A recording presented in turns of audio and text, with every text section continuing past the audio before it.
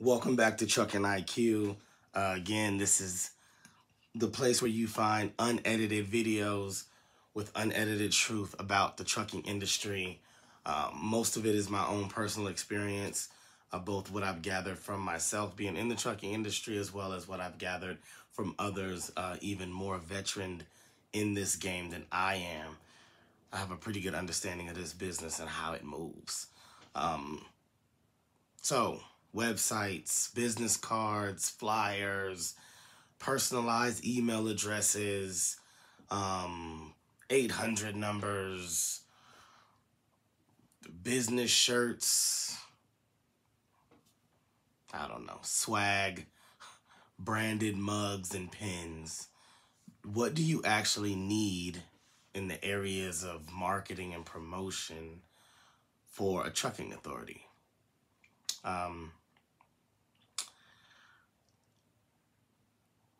None of those things, to be 100% honest. You really don't. I mean, if we're going to just keep it all the way real, I've met plenty of people who have no websites, no business cards. It's just not that kind of industry. It's unnecessary. Now, for myself, I like these things, and so I do have a website. You can go check my website out. It's kjfreightco.com. kjfreightco.com. Very simple website. Just something professional to let people know we mean business. Okay? We're not trying to be here for a short amount of time. Sometimes web real estate can convey a certain level of professionalism that we just want to convey. That's all that is. But do you need it? Not at all. Not in the slightest. Matter of fact, my company was fully up and running before I even decided to go that route because I am a creative person. That's just, that's what I do. So it's second nature for me to build websites and to design cards and logos and all these things. But I knew that this business didn't run like that. So I didn't want to cloud my early on benchmarks, my early on to-do list of building the company with things that weren't relative to its actual growth. So I didn't have a logo. I had a name, obviously, because you need to register your name and even your email address. I had to give them my email address, a phone number, an address, all these things with the FMCSA. However, I didn't need anything beyond the regular stuff. You know what I mean? So do I have a business card? Yeah. You know what I'm saying? Come on, that's what we do. There you go. That's what we do. I mean, Bam, y'all see that? Booyah. That's the card. That's one side. Bam. You see that? That's the other side. So yes, I have a card. Do I need the card? No. I haven't given one of these cards out. I literally have every single one of them that I ordered. It's not that kind of business. It's really a handshake, mano y mano, mano y mano business where it's like, oh, hey, let me get your number. Okay, I was like, hey, I got a friend. He does, let me call him real quick. Hey, he's gonna call. It's just that kind of business. It's a very like hands-on, interpersonal networking business. It's not like go check out my website or go find us on Facebook. It's just not that. It's just not that. So you don't need it. There are a lot of things that I got because I wanted my business to look a certain way. So that's two different questions. Do you need it? And is it beneficial? Now we're getting somewhere. You don't need it. You can call your whatever your name is.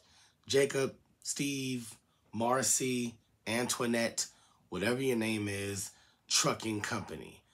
That's it. You need to have a business name because you need to register your business, and per, I believe it's FMCSA's rules, it has to be a name that's relative to trucking. So it needs to be Antoinette Transportation, Antoinette Logistics, Antoinette Trucking, Antoinette freight, hauling, intermodal, whatever, right?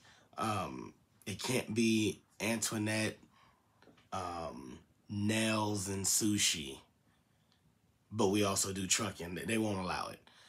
So you do need, a name, but that's really it. So I have a website, don't need it. I don't think I've told anybody about it.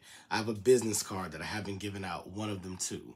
I forgot the guy's name. There's a guy who does trucking videos on YouTube that was talking about getting a business email address, which, as you can see mine, it says transport. Can you see that? Goodness. Transport. Oh, it's probably backwards. Anyway, it says transport@kjfreightco.com. So before I just had a Gmail, which is perfectly fine. Most of the people I talk to have a Gmail.